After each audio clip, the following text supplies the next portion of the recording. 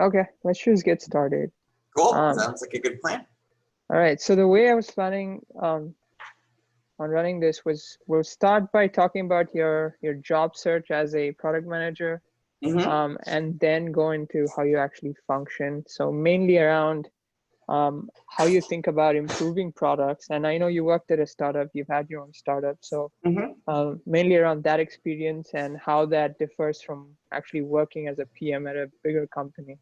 Sure. Um, So, and then once it's all done, we'll kind of leave it up for any questions that people have. So, so when did you land your first gig as a product manager? Yeah, good question. So that was in between my first year and second year of business school. I was in this program at the School of Management at Yale called the Silver Scholars Program, which is basically kind of like an engineering co-op program where you do your first year of core MBA studies and then subsequently spend 1 or 2 or sometimes more years working full-time in a MBA level role. And then subsequently you head back to school, take your electives, and graduate, and then recruit full-time. So I graduated undergrad in 2012, matriculated into that program 2012, 2013, and found my first product job in 2013, working as a product specialist at LegalZoom.com, which is a legal tech company based out here in California. Okay, nice. And what would you say some of the biggest problems you faced in that job search period? Yeah, no, good question. So I think for me, one of the larger challenges was that I didn't necessarily come from a technical background. And I think particularly in the Bay Area, there is a discernible advantage for folks who have technical backgrounds, just in terms of the quantity of jobs that are out there, that where folks who have a technical background or at least are technically fluent have some sort of comparative advantage. And so as a result, since I did not have that at the time, I think for me, the greatest challenge was trying to make sure that I was able to position myself as a competitive candidate, being able to compete along those individuals who had both more experience as well as more technical skills. Right. And so how did you approach that? I mean, so one thing I hear from a lot of first-time PM job seekers is that, Mm-hmm. they have a hard time landing a lot of interviews. Mm-hmm. So did you face that similar issue? And if so, how did you overcome it? Yeah, no, good question. Candidly, yes, it was pretty challenging. And I think I probably applied to maybe 350 different jobs in a combination of resume jobs that were on-campus recruiting, cold emails to companies that were on my target list, applying on online jobs boards like Glassdoor, LinkedIn, Indeed, and also a fair amount of networking with alumni. And so for me, I think at that time, the highest conversion that I received was through the networking. Um, and recognizing that it was probably one of the more time-intensive, channels to find jobs. But I guess the ends sort of justified that means in terms of that's where I was able to get the most traction. And I think part of it is when you're trying to break into an industry or find a new function. What is really important is to sort of take the job hunt as a bit of like an experiment, kind of almost like finding product market fit, where you are trying lots of different channels, you're trying lots of different messaging, you're trying lots of different targets, and then subsequently apply to many of them. Fortunately, there's going to be a bit of a learning curve, but then subsequently you're able to really hone in. And then I think the other really important thing that I tell folks who are breaking into product management or breaking into any function or industry is that your first job hunt is likely going to be your hardest, and every other sequential or subsequent job search is going to become easier and easier. Right. And how did the nature of these challenges differ from when you were looking for your first PM job versus when you're looking for a senior role? Yeah, no, good question. So I think in terms of like more senior roles, one of the most important qualifications is just your track record as a PM. And so subsequently, all of the ambiguity or the uncertainty that accompanies a fresh job seeker who doesn't have any work experience and is looking for product management jobs, there's a lot more scrutiny that's loaded on perhaps either your academics or your past internships. Much of that kind of goes away, and it's a lot more focused on your outcomes and sort of a lot more around the behavioral aspects of an interview, as opposed to sort of in the earlier stages, it's going to be much more focused on casing, on making sure that you have really strong fundamentals. Okay. And now that you're a senior product manager, have you interviewed any product managers? I have. I've gone through probably 600 or 700 resumes for product managers and product manager interns. I've interviewed I don't know, maybe 40 or so. So yeah. Nice. And so what do you look for in these resumes and in the interviews? What does a successful candidate have that helps them stand out from the others? That's a good question. So I think for me, I recognize that I come from a non-traditional product manager background because I don't have a technical background. And so I work towards giving folks who come from sort of my similar background the benefit of the doubt. I would say that there are a couple of things that I really am looking for. One is, if they do have product experience, that's definitely a plus. If they don't, that's okay. It can be mitigated with other value adds or other attributes and skills. Another thing that I look for is passion and interest, either in the job function or in the domain. So for instance, in job, in sort of like the HR tech jobs world, if I'm interviewing folks for Glassdoor. Additionally, I'm kind of looking for cultural fit. I think that's really important. Making sure that they would mesh with colleagues, that they would be able to work with all the different stakeholders, because there are lots of stakeholders in larger companies. And I think the last sort of two parts that I'm looking for. One is in general just product sense. If they're product savvy, they have good intuition. And then the last is the fact that they have raw talent.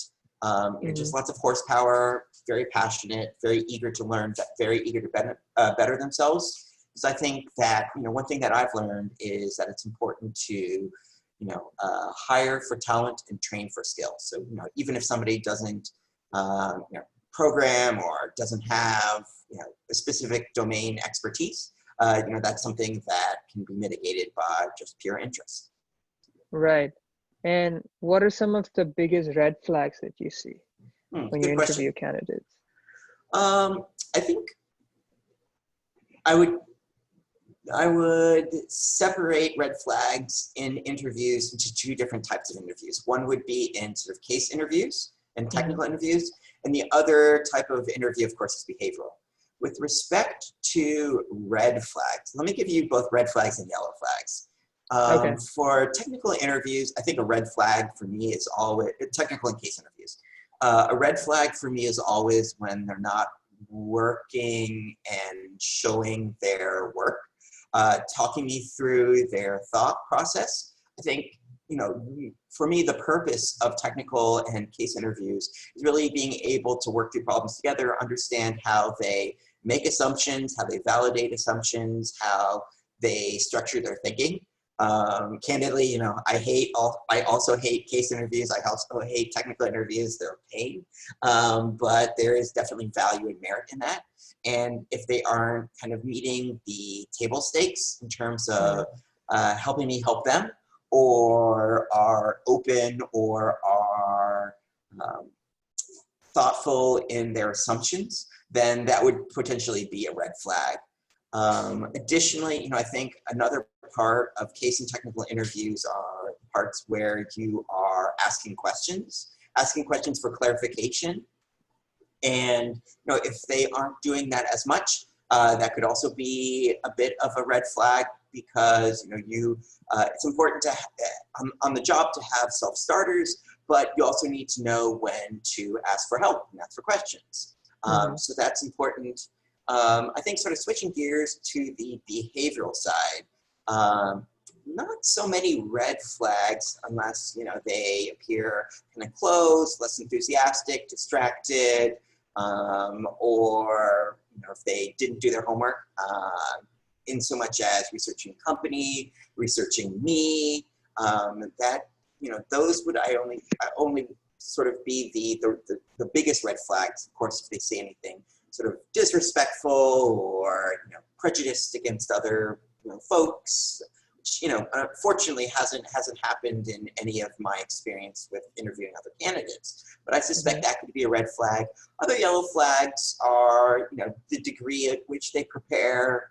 You know, I always make sure that I leave time for them to ask me questions. And if they ask questions that are easily Googleable, or, you know, not super insightful, you know, it's a yellow flag. It shows that, you know, they might be preoccupied, or they might just not have prepared. There are a whole lot of mitigating factors to that. So it's a yellow flag, not a red flag, but, you know, it definitely can contribute to sort of my impression. Okay, so I think we can move on to like product development next, but before I do that, I just want to see if anyone has any questions pertaining to the job search. Yeah. So we'll give them like a minute to see if any questions come in. Sounds good. Always happy to talk about where I found the jobs, how I tracked my jobs, and all the application process. Other things that I like to talk about. You know, maintaining large amounts of jobs and job postings, like how to go about the search, how to keep organized, talk about that. Or, you know, we can also pass and save that for another day. Yeah, I mean, you formed an entire company on that, right? Yes, that is true. So in 2017, I started a company with two other folks called JobWell. It was focused on managing and organizing all of your job applications. Kind of like a homeroom for job seekers, or if you're familiar with CRM platforms, it also helps you sort of organize that. Based upon our own experience in terms of job seeking. You know, if you're applying to 300 or so odd jobs, it's going to be tough to keep track of them, particularly when, you know, the average job posting gets taken down after 6.79 days. So that very specific number. Yeah, no, definitely. Good. There's some pretty cool research out there by academic papers. Oh, I see a question. From Isabella. Did you find that cover letters actually mattered in the PM job search? Oh, that's such a great question. So my default is that as a hiring manager, I will read your cover letter. Every single cover letter that comes in, I will read it. I don't know if that's the case for all hiring managers or all, you know, recruiters. But I will give you the courtesy because you spent the time to write to me. And as a result, you know, that gives me, you know, that gives you as a candidate additional time for you to make your case that, you know, we should connect, or we should talk to each other, because, you know, sometimes the job postings get hundreds and hundreds of applicants, and, you know, I'm going to respect you as you respected me in providing the cover letter. Unfortunately, that's not always the case with all hiring managers or all recruiters, just because, you know, sometimes they get hundreds of thousands or tens of thousands for each job, perhaps not tens of thousands, but thousands for each job. But so for me, I am always looking for that edge or that delta that makes me a more competitive candidate. So I generally think cover letters are something to invest in, but not too much unless it's your dream job. If it's your dream job or dream company, sure, might as well put in the effort. It's probably, yeah, you're probably going to be able to speak pretty passionately and enthusiastically about why this is your dream job and why you want to work there. But I'd say for all the other jobs, creating a generic template where some parts are customized. So, definitely make sure that the company name is right. Make sure that the job title is right in your letter. Maybe 1 or 2 sentences about the company or the market, about why you're passionate about it. And then, you can have boilerplate 2 or 3 different other paragraphs. Make sure it's not too long or not too short, because shorter is better than longer. But yeah, I'd say that it is worthwhile. I haven't run any A/B tests per se on whether cover letters whether it's good or not. Yeah, but I think I've had pretty good traction. Okay. Yeah. Yeah. One question. Sure. I want to just stop working. One more question from. Can you look at that question? I don't think so. I only see Isabella's cover letter question and then her thank you, really great insights. Do you see a Q&A tab? Oh, I do see a Q&A tab. All right, from Muhammad. Hey Muhammad. For someone who has not done much directly with product management and no solid software but hardware engineering background, how do you find it fit? Now that's a good question. So again, I think this really goes back to the fact that I really look to hire for talent and train for skill. And I think, optimistically, that's what I would imagine most people are looking for, unless it's a super, super technical role. So in so much as that, I think being able to show demonstrated progress and success as a hardware engineer or in some sort of hardware engineering adjacent background, being to really show you excel, you're able to then also highlight transferable skills from hardware engineering into product or software engineering as well, or data science or analytics or what have you. That could be really important. So, folks who are able to juggle lots of different stakeholders, who are able to plan and organize a roadmap, who work around product and feature prioritization, who are able to really talk to the customer, understand their pain points, their wants, their needs.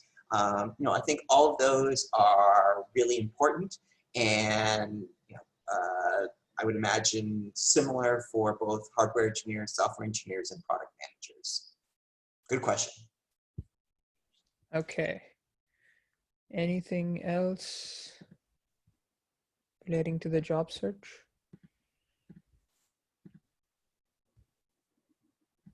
Doesn't look like it. Okay, cool. So let's just move on to the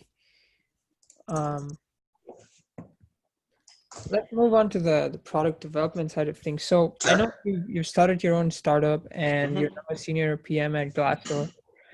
So when it comes to creating new products or improving existing products, right? How does the ideation and validation process vary? That's a great question. Actually, coincidentally, I've been having sort of a conversation with one of my coworkers who we're kind of going through an ideation process right now for new products, just as we begin sort of the second quarter planning. And so there's definitely lots of research and lots of frameworks that you can use. I think the framework for me that I really like to work backwards from is really first trying to understand the company, whether it's the company's goals, missions, objectives, where do we necessarily have brand permissibility or brand authority, try to understand from my supervisors or the folks to whom I'm responsible for, what are their outcomes that they're looking for, and then subsequently identify and understand areas that perhaps we've tried and haven't worked, or areas that are a little bit more blue ocean territory that we haven't tried.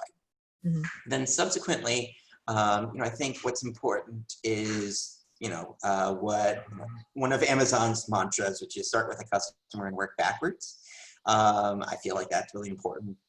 Talking to the customer, understanding their pain points, their needs. There are a lot of different frameworks. One that I am really keen on is the jobs to be done framework, effectively trying to understand what are your users looking to get out of your product, and what are their goals and motivations. I think it's also really important as you sort of talk to customers to synthesize their needs and identify whether their need is more of like a shark bite versus a mosquito bite. Mosquito bites are annoying, but it's something I can kind of ignore, versus a shark bite is something that you probably should go see a doctor about.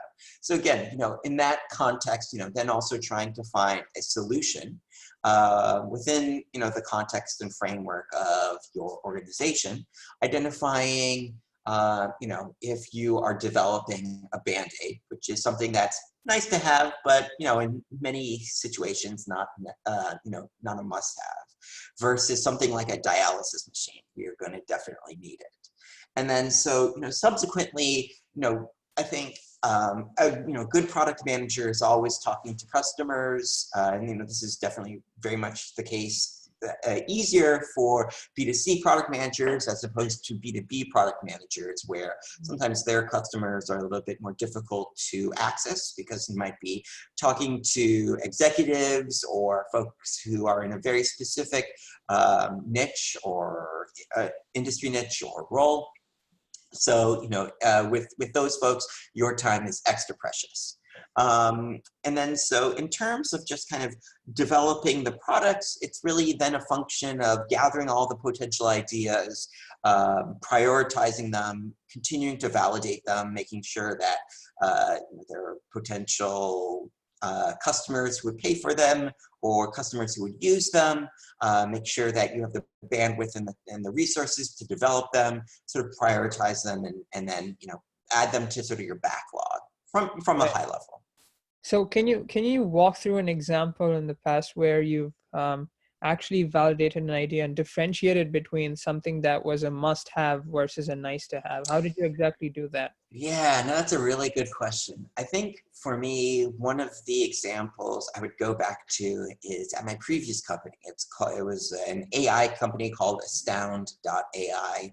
It focuses in the IT service management space. I was their first hired product manager.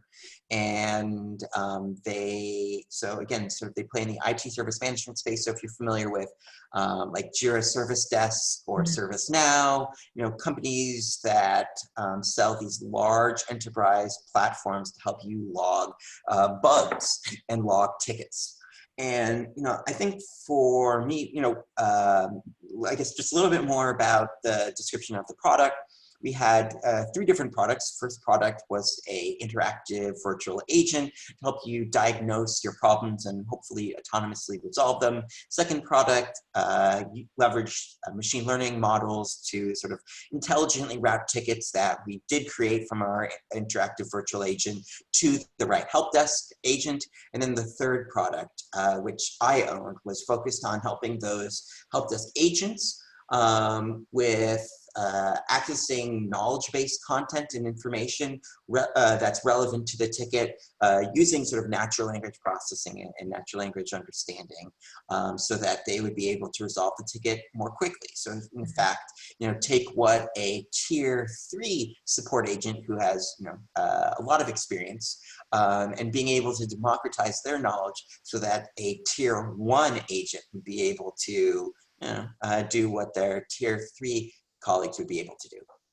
Right. And so for us, we were trying to understand where are there potential opportunities to improve our product? One is that, we are developing an AI or an ML based product.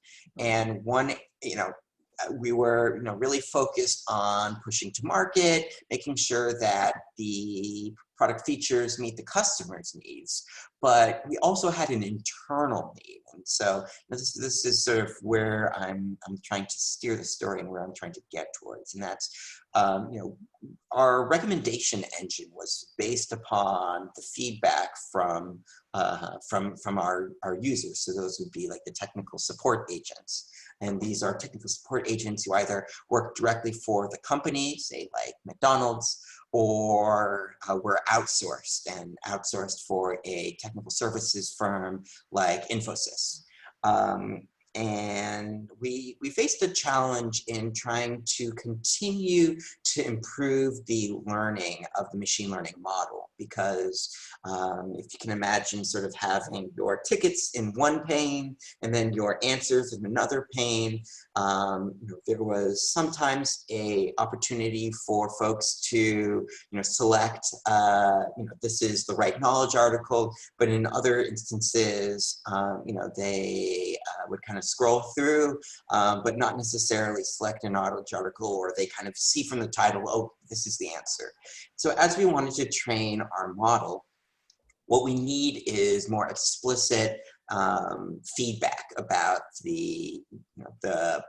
does this answer, does this solution, this knowledge article specifically meet the need of this task at hand. Right. So what we ended up doing was, again, to be able to train our model to be able to make better recommendations, which would in the end save our customers time, save the tech support agents time. We ended up adding a little additional friction into the process, which is typically something you don't want to do.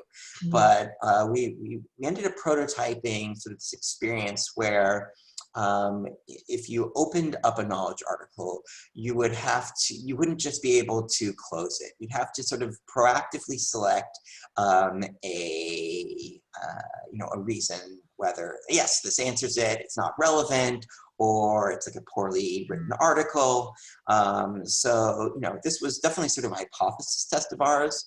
In the end, we didn't end up implementing it because of sort of the frictions, but it was a really interesting kind of thought experiment about how do we sort of train our machine learning model? How do we, work with users to try to understand what they're willing and able to do versus what is kind of pushing them a little bit too far as well. So through that process, we were able to identify, maybe we're going to have to kind of head back to the drawing board and sort of think of other ideas. Right. But let's see if we have any other questions from attendees on product development, ideas, validation, anything like that. We'll give a minute or so. Yeah.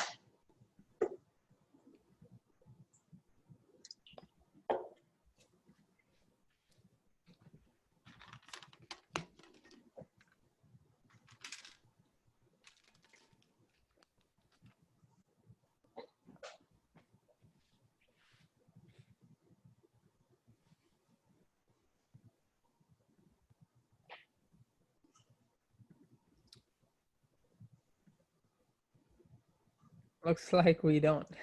All good. Oh, wait, there's one. How important is the storytelling and what are the key objectives? Okay, good question. Awesome question, Mohammed. So I think with respect to storytelling, it is very important. It kind of goes back down towards communication, and as a product manager or co-founder or founder of a startup, you're going to always have a lot of different stakeholders who have something that you need, whether it's bandwidth to partner with them, resources, money, and really being able to tell a good story, tell them, inspire them, get them on your side is very, very critical. And I think, arguably perhaps one of the most important skill sets of the product manager, and something that, I also look for in hiring product managers. And I think that, you might be talking about the key objectives of storytelling. So, I think one is trying to help folks to whom you're speaking with understand the context of the problem, understand sort of the status quo, what is going on, why is this not optimal, or why, how could it be improved? Tell them all of the options, these are all the potential options, and walk through with them sort of the benefits and the drawbacks to those potential solutions. And then subsequently, try to wrap everything up in a nice bow, kind of maybe making your ultimate suggestion, saying, in my personal opinion, we should kind of go with this plan. Still listening to their feedback, but then also be persistent in following up, making sure that you drive alignment. Because as a product manager, I think, again, in addition to communication, kind of one of the ends of that communication that you're trying to meet is driving alignment. So yeah, good question. Okay. Let's see if we get anything else. Another question from Isabella. Thanks, Isabella. In user interviews, are there specific questions you learned on the most to get key insights without asking them explicitly what they needed or wanted? Yeah, no, good question. All right, so there are many ways to do user interviews right, and there are even more ways to do user interviews incorrectly. I've definitely learned from trial and error. I think what you want to do is try to remove as many anchors or biases from the user, unless those are things that you're specifically trying to find out. So for instance, one thing that is pretty common and in my experience has sort of not worked out so well is when you ask someone, you say you come up with a beautiful prototype or a mock-up, and you put it in front of them and ask them, all right, tell me, what do you think? People are going to say, particularly if they're your friends, they're going to say, wow, this looks great. I could imagine using it every day. I'd pay you $100 a month. But, particularly around pricing is always super challenging. It might not be the merit of the product that is speaking. It might be more your relationship that's speaking. And so subsequently, I think what is more helpful is sort of trying to understand their conceptualization and understanding of the product by asking them more generic questions, like, ask them first about, say, a specific problem or scenario, ask them how they currently work through that problem or scenario. Then subsequently, tell them, okay, we're going to look at a number of different prototypes and examples. Would love for you to tell me kind of what you see and what you think each component does. So instead of being prescriptive, you're trying to be as objective as possible. And then provide them general tasks and ask them, okay, so say if you wanted to apply for a job on this page, how would you go ahead and do that? And let them kind of try to understand that. And then additionally, I think one of the hardest areas to gauge people's feedback on, of course, is pricing, particularly if you're pricing B2C, or even B2B is also kind of a bit of dark art. I think that there are a lot of different frameworks that you can use instead of just asking them outright, all right, how much value do you think you're going to get out of this? Or what do you think you pay for it? Particularly unless you give them some sort of like academic experiment where you give them $20 and they would pay you back with that $20. Even then, that's somewhat biased.